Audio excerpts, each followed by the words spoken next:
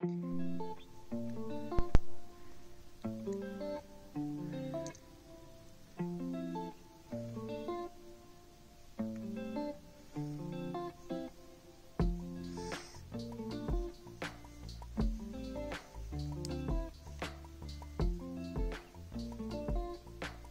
Suspe, voiko sä olla tänään? Itse asiassa mä oon kyllä Susu enkä Suspe, mut joo. Tai oikeastaan Susanna, mutta anyway. Oliks vastaus joo vai ei? Sori, mut mulla on muuta tekemistä. Okei. No, mitä se on? Me mennään telttaileen. Ai teidän perheen kanssa? Ei vaan... Reetan, Henna ja Liisan kanssa. Miksi te ette sitten kutsunut mua? Koska tää oli Reetan idea. Mut mä kyllä ehdotin, että voisitko sä tulla mukaan, mut ne ei vastannut. Okei. No menettekö se kävellään sinne leiripaikalle? Ei, vaan hevosilla. Sitten me aiotaan tehdä iltamaasto ja siitä tulee niin kivaa varmasti. Ai, no kiva sulle. Sä voit kyllä auttaa mua pakkaamisessa. Aha, no ei sitä.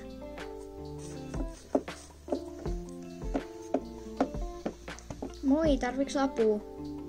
Ei, paitsi jos sä haluat hakea varusteet. Vikellyssatula ja sitten ne suitset, mitkä lienee. Entä juoksutusliina ja raippa? Ei niitä tarvii, Anni hakee ne.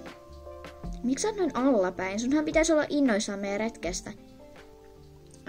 Joo. No, ois ollut kiva, jos Siiri ois päässyt, mut joo. Nyt sitä harmittaa se. Joskus toista sitten, teltoiset tilaa. Mut mä menen nyt hakemaan ne varusteet.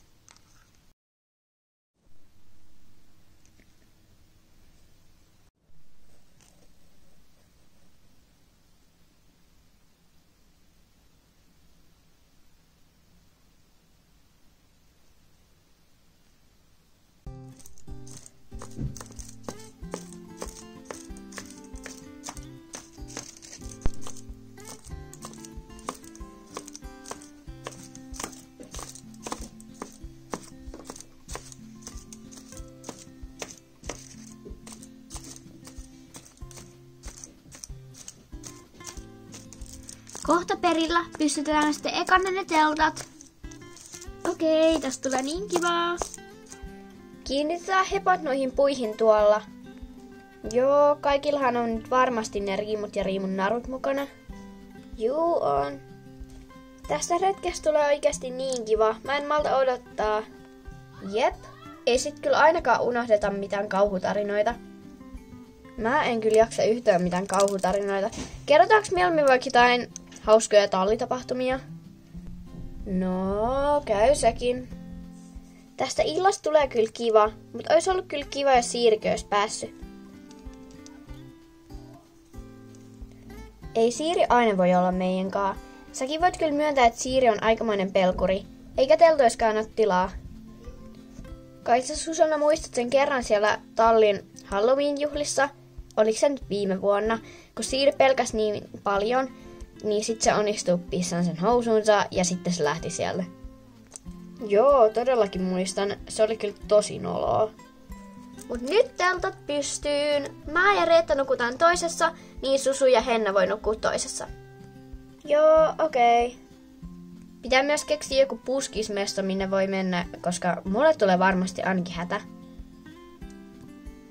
Varmasti kyllä mullekin. Vois olla vaikka tuolla jossain puskissa. Pistetään se vaikka telttojen taakse. No niin, pistetään nyt ne teltot pystyyn. Mä en malta odottaa. Joo.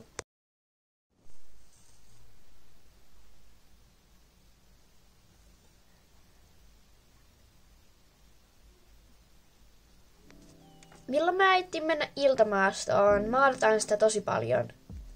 En mä tiedä, mut kyllä mäkin odotan sitä. Tosin se on vaarana, että mä nukahdan sinne hevosen selkään.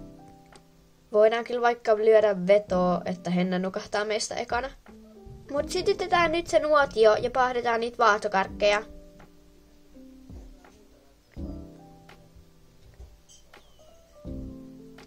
Vois tulla useamminkin kyllä telttailemaan. Jep.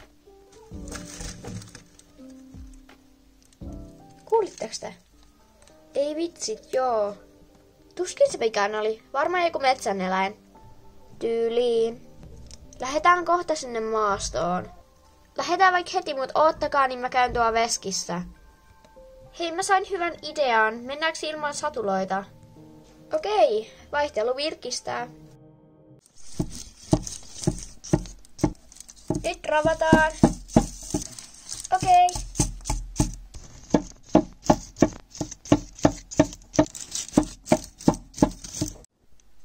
Hei, missä tässä nyt oikeasti se viltti on? Kiusaako joku meitä tahallaan? Susanne, älä puhu tosta. Mua alkaa ahdistaa, jos joku muka stalkkaisi meitä. Mennään nyt teltoihin. No just joo, viltti löytyi. Ei tää, nähdään huomenna. Joo, ei tää.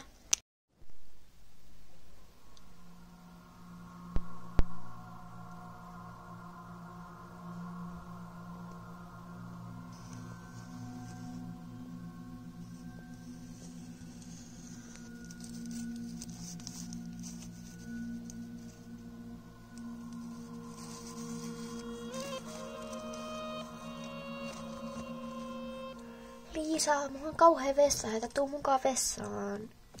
Meet tekeen tarpeet, et sä siellä mua tarvii. No mut kun tuolla on kylmä ja pimeä.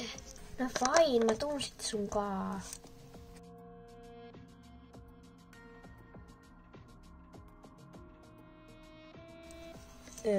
Reetta. No, mitä nyt? Mä vähän niinku näin just Siirin tuolla metsässä. Joo, siltä näyttää. Siiri, me nähdään sut. Mitä ihmettä täällä oikein tapahtuu? Siiri, mitä ihmettä sä oikein täällä teet? Sori, mun oli pakko tulla, kun mulle tuli niin paha mieli, kun mä en saanut kutsua. Anteeksi vaan, mut joo.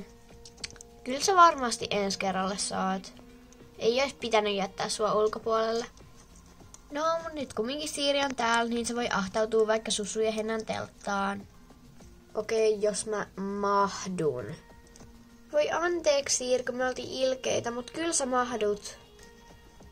Okei, mut mikä toi on? Siiri, toiks sä ton? En. Eli joku muukin on täällä. Mut kuka sitten?